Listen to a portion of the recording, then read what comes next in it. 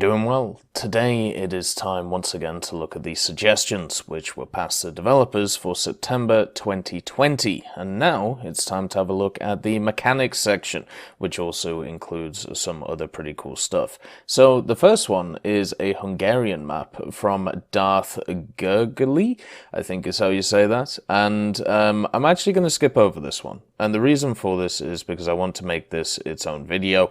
I think it's actually pretty cool doing map suggestions as their own video because I get to delve a bit more into the history of it. But if you want the basics of it, this will be based around the Battle of Debrecen or Debrecen, and it's between Germany and also the Soviet Union, and of course the Kingdom of Hungary and Kingdom of Romania. But anyway, more from that to follow in a separate video. The next one is from Hera Totori, and what Hera Totori is looking for is some pretty cool additional decals to be added to the game. Basically ones which of course would be historic and based around some interesting ideas. So you have ones like this, as you can see, and what these are pretty much simple invasion stripes on stuff like British and US aircraft. So what these were alternating stripes of black and white, so basically consist of two black stripes on a field of white, and they were typically painted on wings, both underside and topside, usually with a standard width, but there was some amount of variance as they were usually hand painted, and some units used different widths for them. They were painted across the rear fuselage and around the national markings, and some aircraft already have skins with stuff such as this in, so a lot of the British ones do, and a few of the American ones. And what it would be interesting to do, since Hera Totori is mainly a simulator battles player, he wants to put decals in the game like this so people would be able to distinguish easier between friend and foe. So this would be obviously the first one. You have the basic invasion stripe, then you have the British fuselage invasion stripe with transparent hole in the middle of the roundel, which is this one. Then you have the US AAF fuselage invasion stripe with a transparent hole in the middle for the insignia, which would be this one. So pretty much, throw in these different ones when it comes to the game, so you could put them on the vehicles. And then this is a half one.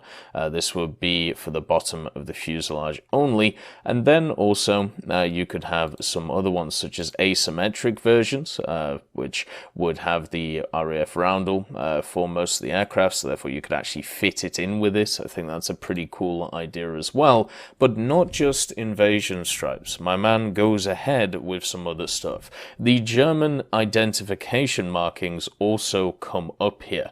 Now, as many of you probably know, German planes typically used a whole set of different markings depending on the theater that they used, but most important were the yellow markings, which were used during the Battle of Britain as well as on the Eastern Front, and the late war Reich's defense bands applied across the rear fuselage. Also in the Mediterranean, white markings were used instead, but these markings are fairly good, I suppose, to use, but these white markings were actually well represented in skins already in the game. For identification purposes, the yellow Battle of Britain and Eastern Front markings have the highest potential of making German planes more easily identifiable as Germans, especially if everybody else is running around with black and white on.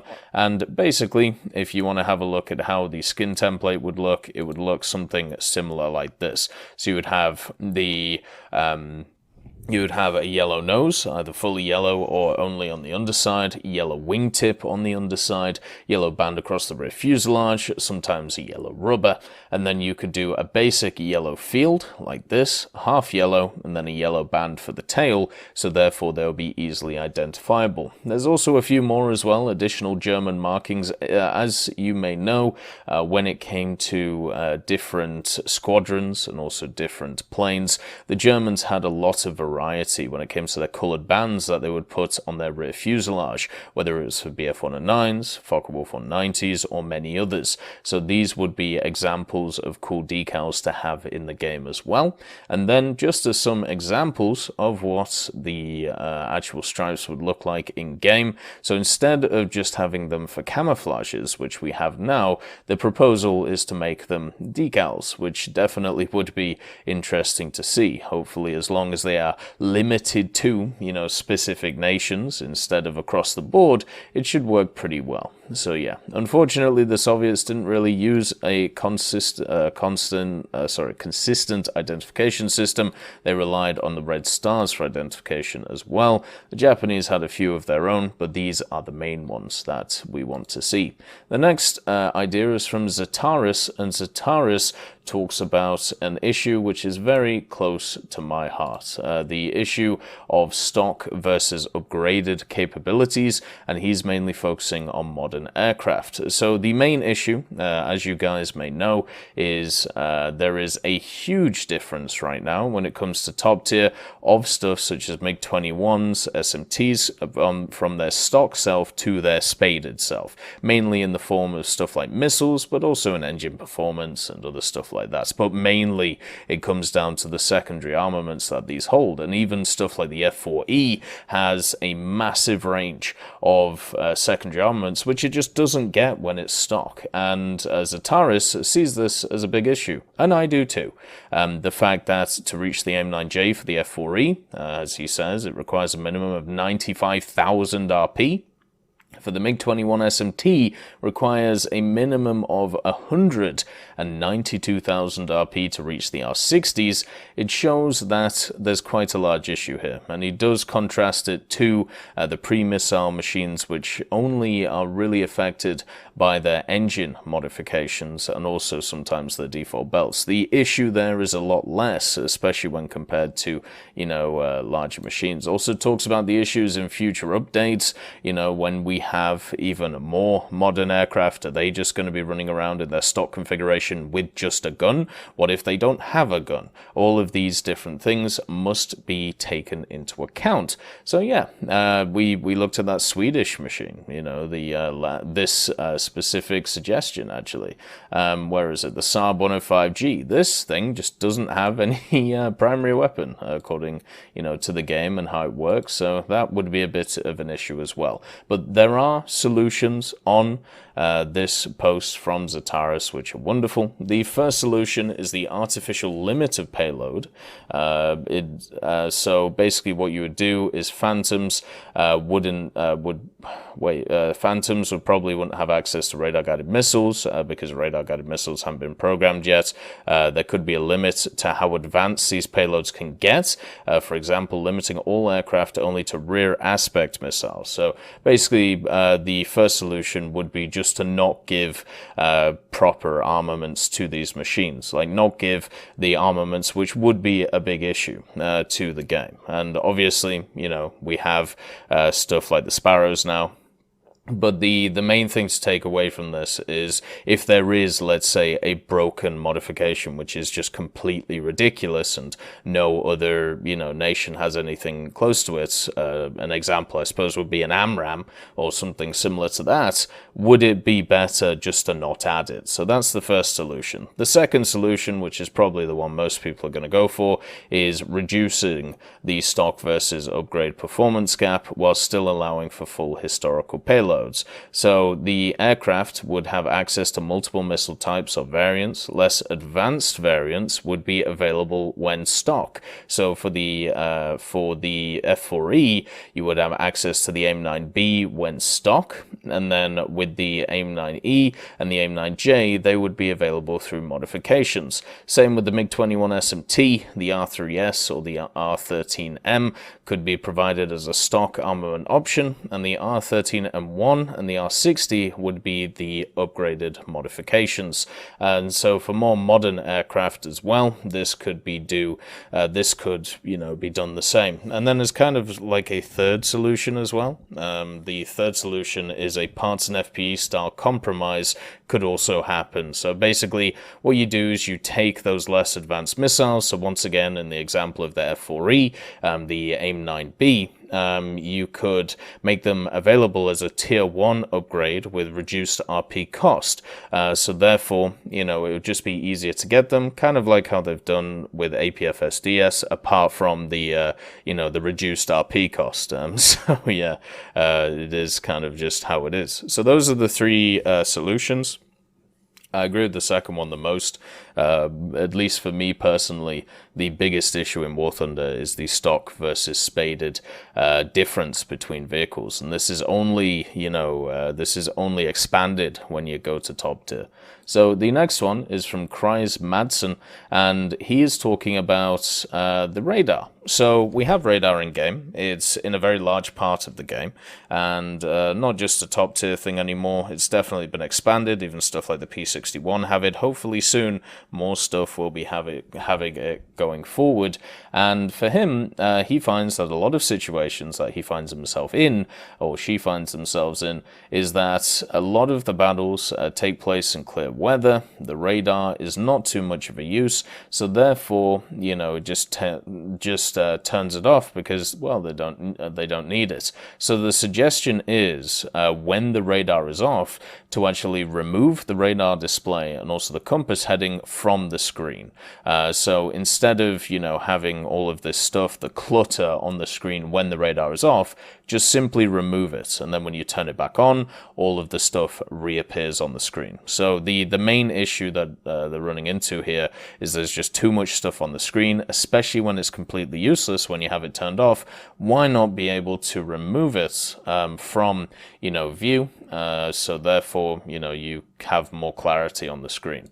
The next one is from Official 007. And here he's talking about IFS, or in-flight/in-field/in-fleet selection. Now, took me a few reads to understand what was going on here, but I did hopefully eventually figure it out. And basically, the problem is that that Official 007 has is the fact that you can only choose your armaments or your armament presets or stuff such as your activation time on stuff like your rockets when you are technically out of the battle. So when you have died, when you are respawning, or when you're starting the battle. And the main issue with this is this takes up more time. This means that there is less of a time that you're in the battlefield, and also more time you're just sat on the screen. Or if you're in the case of something like you're in a situation which changes a lot, because obviously War Thunder, the battles can change quite fast, especially if you're in something like realistic or arcade, then sometimes you're going to have to RTB and then obviously change your loadouts. This can take more time. Wouldn't it be better to try and do it beforehand, so when you do land and when you do repair, you get the stuff straight away? So the whole idea of IFS is that being able to set up stuff for either future respawns or even current spawns that you're on before you have to either change the loadouts or other factors. So as I said, in planes, the idea is it works like that. So you would have certain things such as rocket activation or convergence of guns. These would be able to be changed on the fly. All you could do is go to the menu screen, so hit the M and then change them. Therefore, that would be seen as something that you could do straight away, which you would be able to change while you're in the battle. Then you would be able to set up your loadout while you're also in the battle. So when you RTB afterwards, you don't have to, go onto the airfield, then J out, then, open up everything, click everything, and then go back onto the airfield. and then, take off. Everything would be a much more smoother transition. When it comes to stuff such as naval, it would probably work the same way, but you could do other things such as before you get to a capture point, or, before you get to somewhere where you get more ammunition after firing, maybe you could change your ammunition loadouts while you're in the match, so when you reload ammunition, when you get to that point, it actually reloads the ammunition to what you have changed it to. Once again, making the game a little bit more malleable, so therefore you can change, what's going on. You could also change stuff like, depth charge detonation timers, all of these different things on the fly, so it just gives the game a little bit more like that you're actually fixing stuff straight away instead of having to die and then change everything and then go back in. Then also the same would be for field as well when it comes to capturing capturing spawn points and capturing capture points and then reloading ammunition. The same idea would be right there with these ideas. So the whole point of this is to just give more flexibility to the player instead of having to do things in confined spaces of time, instead being able to prepare for when you want to do these things in the future. And I generally think this is a pretty cool idea, pretty nifty as well.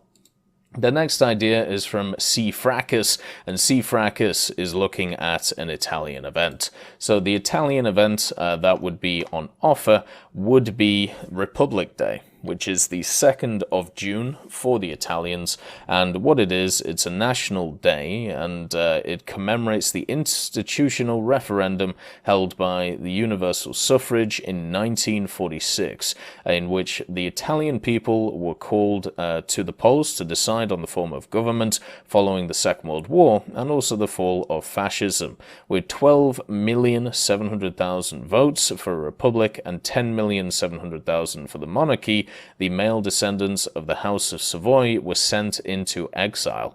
And to commemorate it, a grand military parade was held in central Rome, presided over by the President of the Italian Republic in his role as Supreme Commander of the Armed Forces, and the Prime Minister, formerly known as the President of the Council of Ministers, and other high officers also attended.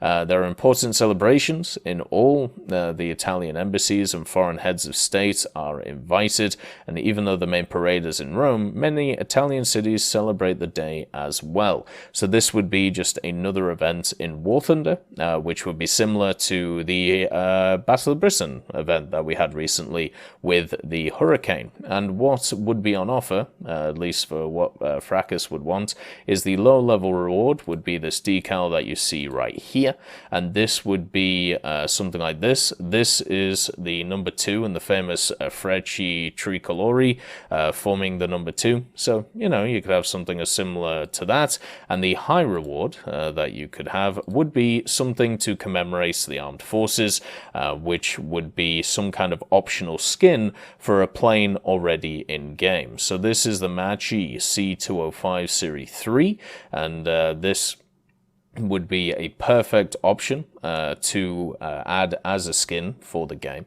And the example of the C205, it would be of the 4th Stormo. It would dedicated to the First World War ace Francesco Baracca. So that would be, the one to go for. You could also do a high-level reward of a new premium plane, something like the Maggi C205S, the Scorta. So yeah, you could definitely do, stuff like that. And then the standard, proposed conditions to win rewards, play a certain amount of battles, win a certain amount of battles, you know how all this goes. So yeah, I think that would be pretty cool. Then we've got Animal, and what Animal is bringing us today is a new event called a Day-Night Strategic Bombing Raid, or something similar to that. So basically you'd have 2 teams, 3 respawns each for each of the players, and there are 4 roles on offer. On one team, you could be a strategic bomber or an escort fighter, and on the second team, you could be an interceptor or a ground-based AA. So there are 4 things which are possible, and points would be awarded on how well each combat role performs in their mission. So in short, an escort fighter spends all his time dogfighting, makes 12 kills, but allows all the bombers to die, then he would score lower than the SPA on the ground that only scored 2 bomber kills and an assist. So each scoring group has obviously different targets. So the bombers, it would be based on the percentage of damage to the strategic targets, kills and assists against enemy air and ground forces, then the escorts, number of surviving bombers at the end of the mission, and kill and assist to enemy air and ground forces. The interceptors, obviously the kills and assists versus enemy forces, mainly bombers, would net more points than fighters, and then also negatively impacted by the percentage of damage done to the strategic targets, and then the ground-based AA, basically the same thing as the interceptors. And the map itself, it should be large with 8+ strategic bombing targets. SPAA should spawn well ahead of the strategic targets to give them time to assume defensive positions.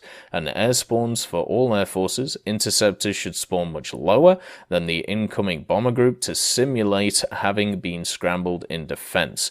Map should be large enough to allow them adequate space to climb to intercept. So this gives each group a tactical choice to make.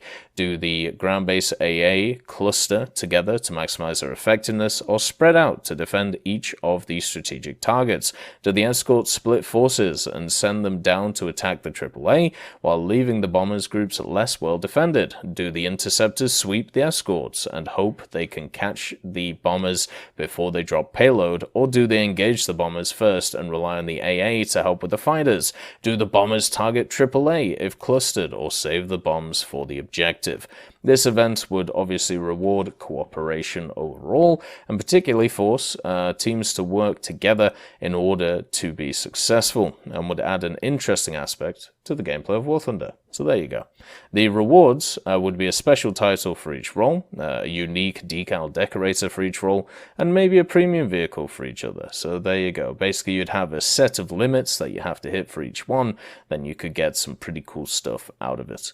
The next idea is canister shot ammunition for tanks, and this is pretty simple. You know, it's just the idea of having canister shot, which is a kind of anti-personnel ammunition. It was mainly used obviously in cannons, and bringing it to the game.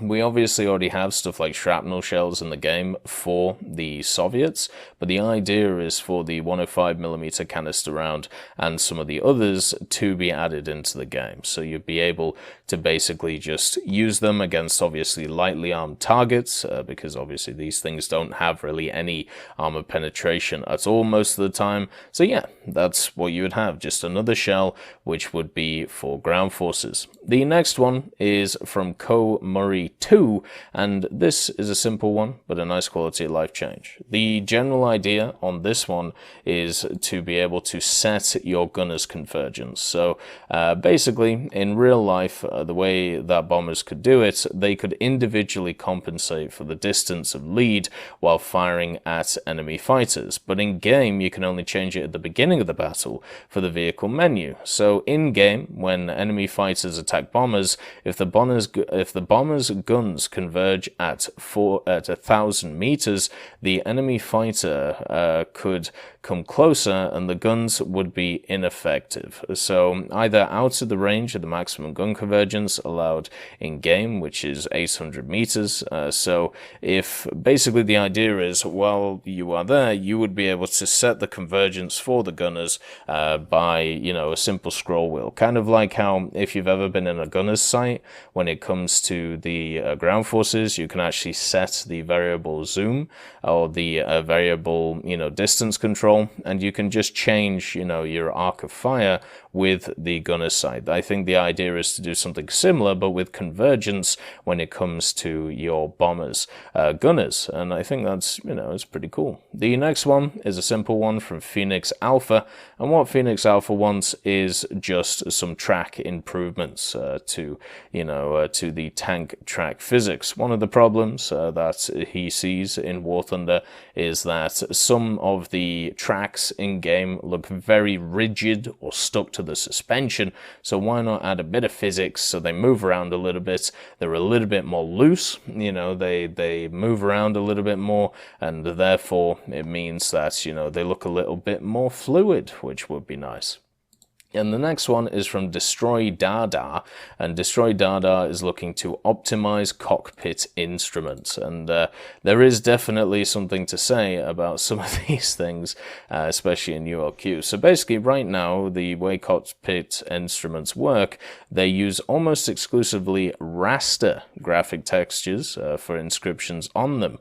And unfortunately, some of these textures look very bad in ULQ, and many important inscriptions are unfortunately unreadable. And this means that you could just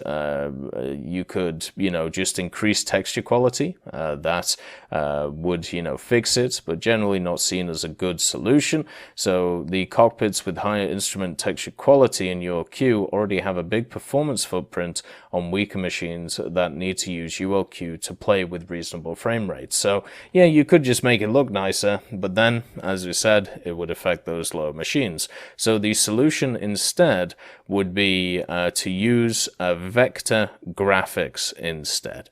And this is something which fonts and on websites and most computer programs use instead of the raster textures. So why not put them in the War Thunder cockpit instruments? The pros to this are the quality of vector fonts is limited only by their final size on the screen.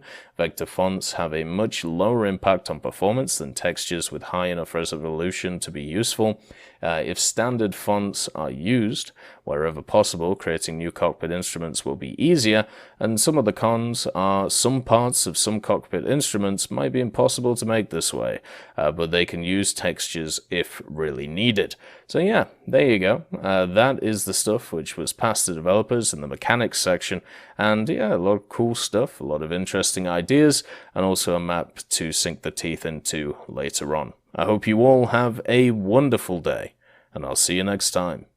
I'd just like to thank Trigger Hippie, Universe, Conte Baraka, Elove Goat, Eugens Terry, Ambrosius McClellan, Daniel Stanton, Martinez, B. Young, Hans, and Samuel Slick for supporting the channel.